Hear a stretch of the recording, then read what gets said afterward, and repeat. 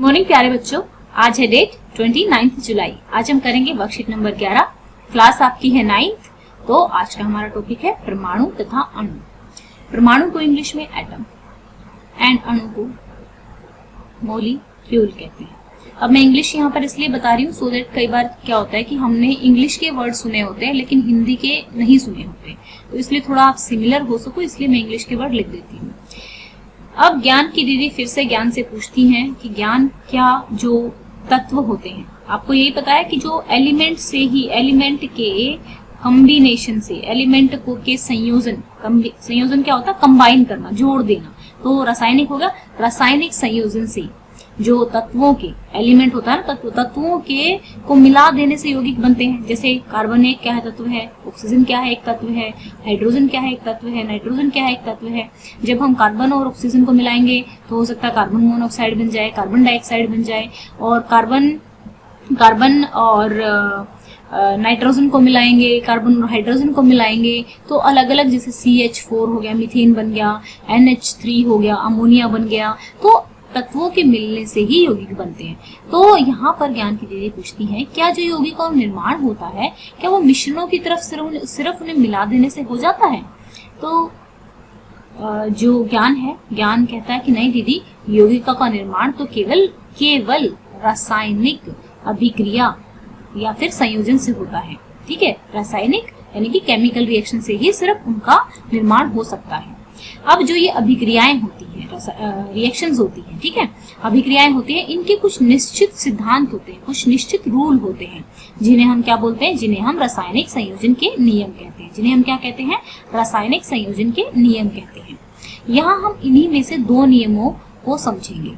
तो दो नियम कौन से हैं? एक तो है हमारा द्रव्यमान संरक्षण का नियम और दूसरा है हमारा स्थिर अनुपात का नियम। स्थिर का मतलब होता है फिक्स्ड, ठीक है, और द्रव्यमान मास।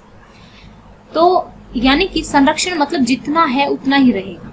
अब देखो हम फॉर एग्जांपल कोई दो एलिमेंट ले लेते हैं, कार्बन और ऑक्सीजन, ठीक है।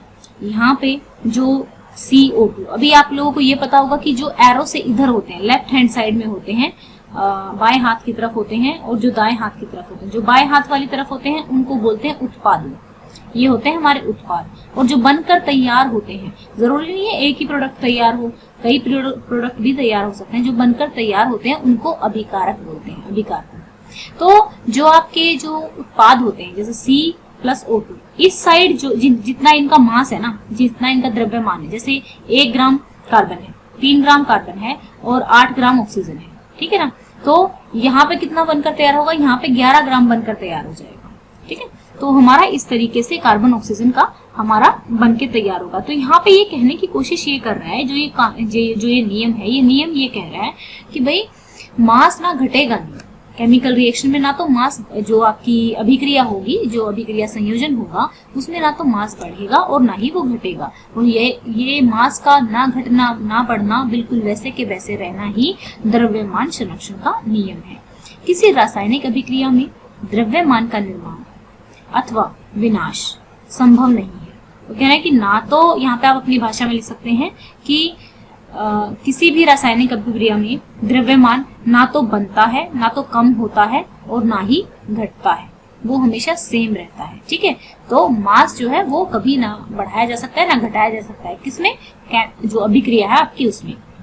तो इसमें यही पर जो मैंने कार्बन और ऑक्सीजन का एग्जांपल लेके आपको समझाया है, यही बात इन्होंने यहाँ पे कह रखी है कि किसी भी रासायनिक अभिक्रिया में उत्पादों के द्रव्यमान यानी कि मास का कुल योग हमेशा अभिकारकों के केवल द्रव्यमान के बराबर ही होता है।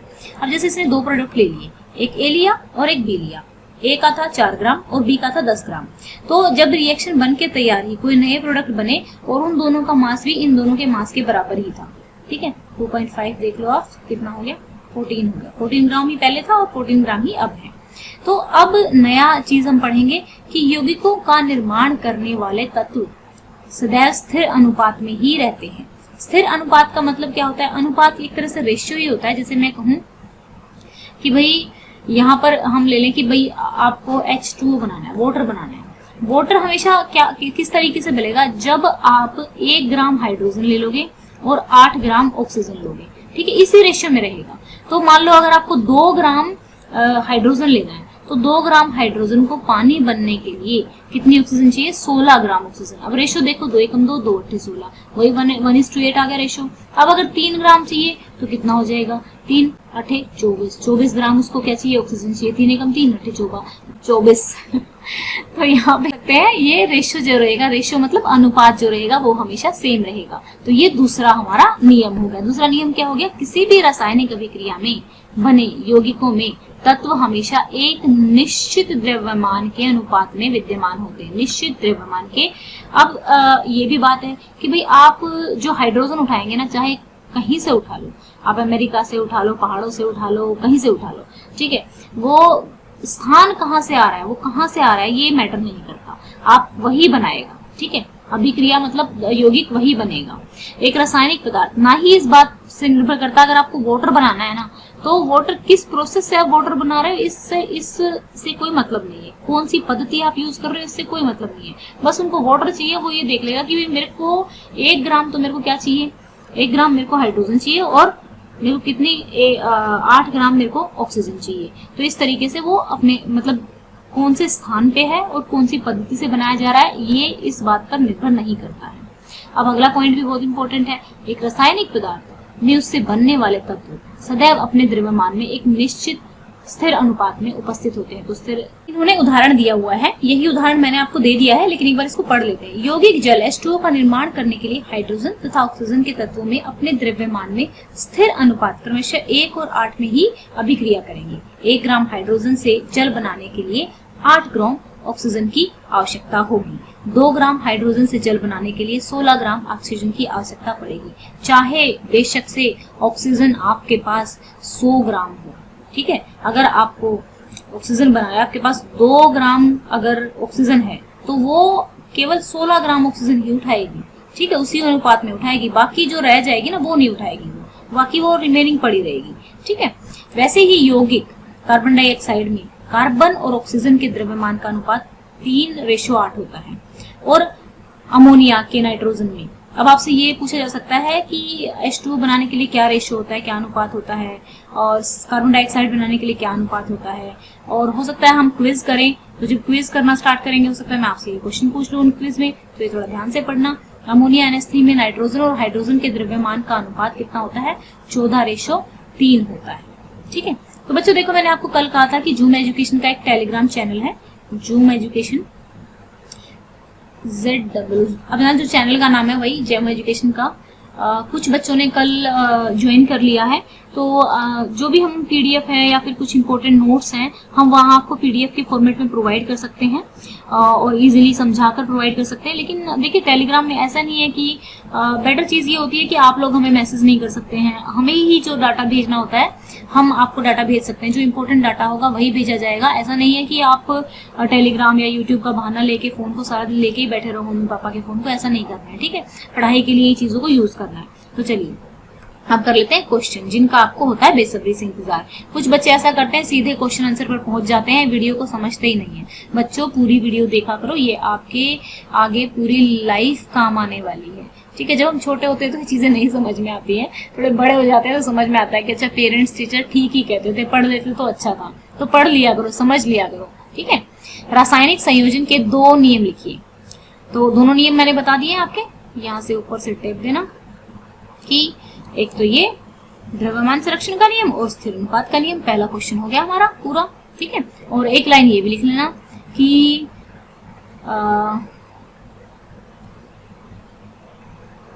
अभिक्रियाओं के कुछ निश्चित सिद्धांत होते हैं। एक लाइन पहले लिख लेना, पहली अभिक्रियाओं के कुछ निश्चित सिद्धांत होते हैं जिन्हें हम रासायनिक संयोजन कहते हैं, ठीक है। ये हमारा हो गया पहला क्वेश्चन, और 2 पॉइंट भी लिखने हैं साथ में। मैं यहाँ पे लगा लेती हूँ एरो, वैसे तो आप लिख लोगे, थोड़े बड़े बच्चे हो। अब क्या 2 विभिन्न स्थानों से लिए गए शुद्ध जल की बात कर रहा है कि रासायनिक संरचना में कोई भिन्नता हो सकती है? नहीं, 2 विभिन्न स्थानों से लिए गए शुद्ध जल की रासायनिक संरचना में कोई भिन्नता नहीं हो सकती। क्यों? क्योंकि से स्टार्ट करना है, क्योंकि लिखना है, क्योंकि लिख के फिर आगे क्या करना है बेटा, यहाँ पे पहुंच जाना है। क्योंकि हमने लिखा था यौगिकों का निर्माण करने वाले तत्व सदैव स्थिर अनुपात में ही अभिक्रिया करेंगे, चाहे वे किसी भी स्थान पर हों या यौगिक किसी भी पद्धति से बनाए गए हों। ये लाइन भी लिख लेना। ये हो गया हमारा सेकंड का आंसर। ठीक है, थर्ड क्वेश्चन भी आपका हम बहुत आसान है। हाँ जी, तो थर्ड क्वेश्चन देखेंगे हम।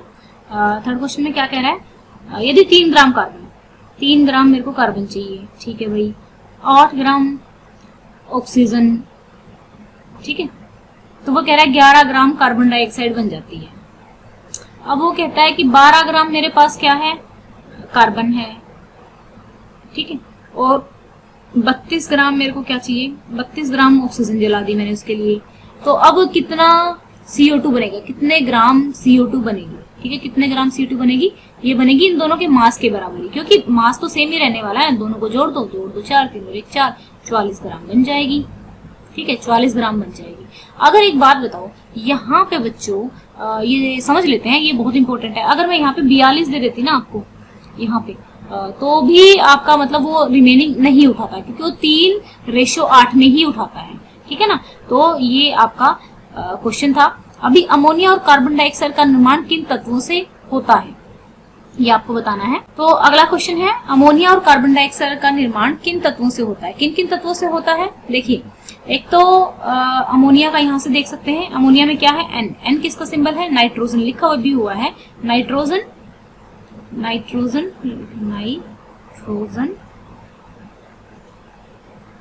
हाइड्रोजन किसके लिए होते हैं, अमोनिया के लिए, NH3 फॉर्मूला होता है। फिर कार्बन डाइऑक्साइड का तो आपको पता ही है, कार्बन और ऑक्सीजन, ऑक्सीजन, ठीक है, ऑक्सीजन, ठीक है, ये हमारी होगी। तो इनका निर्माण, ये तत्व यूज होते हैं उसके लिए। तो यहाँ पर होगी हमारी, आई होप सारी वर्कशीट पूरी हो गई होगी। और जिन बच्चों ने पीछे से लेक्चर नहीं देखा है और अब अभी रिसेंटली चैनल ज्वाइन किया है, डेली 1000 के करीब लोग चैनल को ज्वाइन कर लेते हैं, तो बच्चों जो बच्चे नए जुड़ते हैं प्लीज पिछली वर्कशीट्स देख लें, सो दैट कि हम जो टॉपिक करवा रहे हैं वो आपको समझ में आए। और आपके कमेंट पढ़ के एक ये होता है कि एक मोटिवेशन मिलता है मुझे वीडियो बनाने का, क्योंकि देखिए कमेंट से हमें कोई पैसे नहीं मिलता, कुछ नहीं मिलता, बट आप लोगों के साथ एक इंटरेक्शन हो जाता है कि चलो भी बच्चों के साथ क्लास में नहीं बात कर रहे, तो हमें अच्छा लगता है कि आप लोगों के साथ हमारी बात हो रही है और आप लोग बता रहे हैं कि वीडियो कैसी लग रही है। और ऐसा नहीं है कि आपको कोई कमी नहीं बतानी है, यही लिखना है कि थैंक यू मैम, बहुत अच्छी वीडियो है। अगर आपको कोई कमी लगती है ना किसी भी चीज में, जैसे कुछ बच्चे हैं कई बार ऐसे लिखते लिखते कुछ मिस्टेक हो जाती है, तो बच्चे पॉइंट आउट कर देते हैं कि मैम ये मिस्टेक हो गई है, फिर हम वीडियो जाके दोबारा देखते हैं कि अच्छा मिस्टेक हुई है, तो हम नीचे कमेंट कर देते हैं, नीचे कमेंट में लिख देते हैं आप लोगों के आंसर। जैसे कल ही हुआ था ना कि 2 क्वेश्चंस के आंसर मैं पढ़ना भूल गई थी, तो फिर वो मैंने कमेंट में लिख दिए थे, आप लोगों ने कमेंट से उतार लिए होंगे। तो इसी तरीके से आप लोगों की एक तरह से हम क्लास वाला ही एनवायरनमेंट यहाँ पर बनाने की कोशिश कर रहे हैं, सो दैट कि हम क्लास में अच्छे से हम जो पढ़ते हैं अच्छे से आप लोगों की पढ़ाई हो सके। ठीक है, आप अपने देश का, हमारे देश का भविष्य हो, तो अच्छी पढ़ाई किया करो और खुश रहा करो। और दूसरी बात, अपना एक टारगेट जरूर फिक्स किया करो कि आज मैं 2 घंटे तो पढ़ूंगा ही। 24 घंटे में से 2 घंटे तो हम पढ़ ही सकते हैं, बाकी सारा काम कार्टून हो गए, टीवी हो गए, वीडियो गेम हो गए, PUBG हो गया, व्हाटएवर, तो 2 घंटे तो आप पढ़ ही सकते हो। ठीक है, वर्कशीट होती ही कितनी है, 15-15 मिनट की वीडियो होती है, वर्कशीट समझ ली एक बार। और मैं इतने आसान तरीके से कोशिश करती हूँ समझाने की, फिर भी अगर किसी बच्चे को लगता है कि हाँ मुश्किल लग रही है, तो आप कमेंट कर सकते हैं। Thank you and have a nice day.